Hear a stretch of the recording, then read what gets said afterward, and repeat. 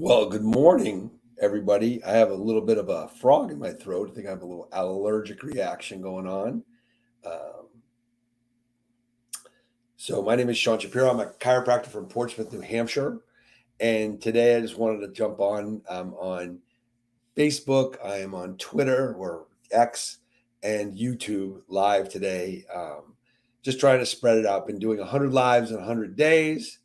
I've been doing really well on Instagram. Got a ton of content up on there, and now it's time to sort of start spreading the content out. So here I am.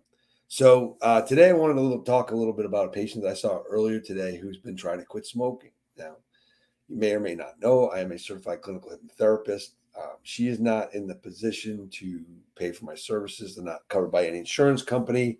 Um, and I don't flaunt that in front of her and stuff like that, but I try to help her when I can. But she's constantly telling me how she wants to quit smoking, and she's constantly telling me she can't. And I constantly give her tips and things like that. But this morning I was like, you don't believe you can quit smoking.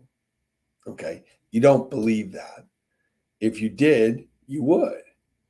And she goes, okay. And I said, you keep finding excuses to smoke when you try to quit. She goes, well, I have quit. I said, you've gone 5 days at the most at any particular, and I'm sorry about the blowers. They decided to go as soon as I got StreamYard set up. So I'm kind of annoyed with the sound of my voice and the sounds going on around me. So if you can hear that blower going, I apologize.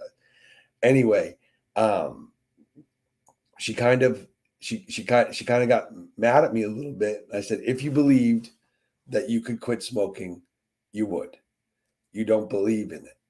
And she thought about it for a second. She goes, but I've tried. I said, yeah, you've tried, but you never tried believing in yourself and believing that you could actually accomplish this thing. It sort of tormented her entire life.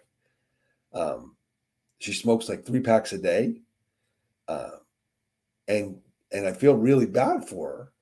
But at the same time, she's not doing any of the things that she can do for herself in order to get past this habit. And it's just like everything else. Like this week, I'm giving up bread. I gave up bread because I was just eating too much bread. I gave up sugar about 2 months ago. Haven't really had any sugar. I have fruit sugar. Like I'll have a little watermelon every once in a while, other melons, maybe an apple. So I'll have fruit sugar with non processed fruit juices, maybe like at the juicery or something like that.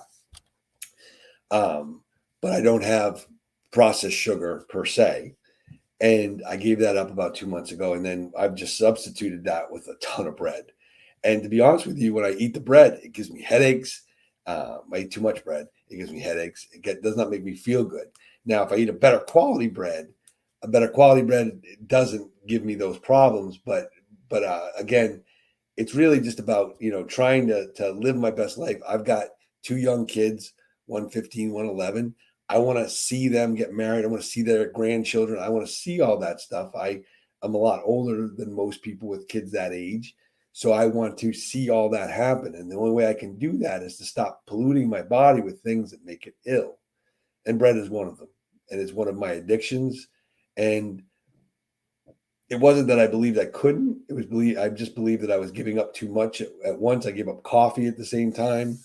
I gave up sugar. I started going to the gym daily uh, on a regular basis, and ultimately, ultimately, um, I knew that I would have to give up the bread. I just didn't want to give up everything all at once. So here I am, 3 days in, 2 days in. Sorry, this is day two of giving up bread, not eating any bread, not trying to figure out what to eat because I didn't really come in with a plan. I just gave myself a deadline, and even though I didn't come up with the plan to get rid of the bread, I believe I can. So last night I pivoted to rice, and if the rice becomes a problem, I'll pivot to quinoa or salad or something like that. But I'm going to get rid of this sort of crappy stuff that I eat and make myself healthier so I can live to 110, 111, 12 years old, um, and see my kids live their lives and see their kids live their lives too a little bit. So, yeah, your beliefs create your reality. If you believe in yourself that you can do something, you can do it. You can do it the first time. You know, I always think, and I think I found out at one point that this was not the way that things happened, but I always think about how Caesar went to Britain to conquer it. And he got all the troops ashore in Britain, and he decided to burn all the boats. And you hear the same thing about um, the conquistadors burning their boats in the Yucatan harbors. Excuse me. So you have to burn your boats. You have to not give yourself an out. You have to believe that what you're doing is so important that not doing it will create a lot of problems for you. And I know that the bread creates a lot of problems for me. I know it creates a lot of problems for everybody, because bread is not what it was 100 years ago. It's not even what it was 50 years ago, right? Um, but knowing and believing that I can overcome anything, including this allergy thing that I got going on, is what keeps me going. And if you constantly believe that you can try, but you can't succeed, excuse me, at something, then you're going to continue to try. Excuse me. Sorry about that. So I think I'm going to have to end this a little bit early today. I apologize. But I've got to do 100 lives in 100 days. And a little sore throat cannot stop me from doing that.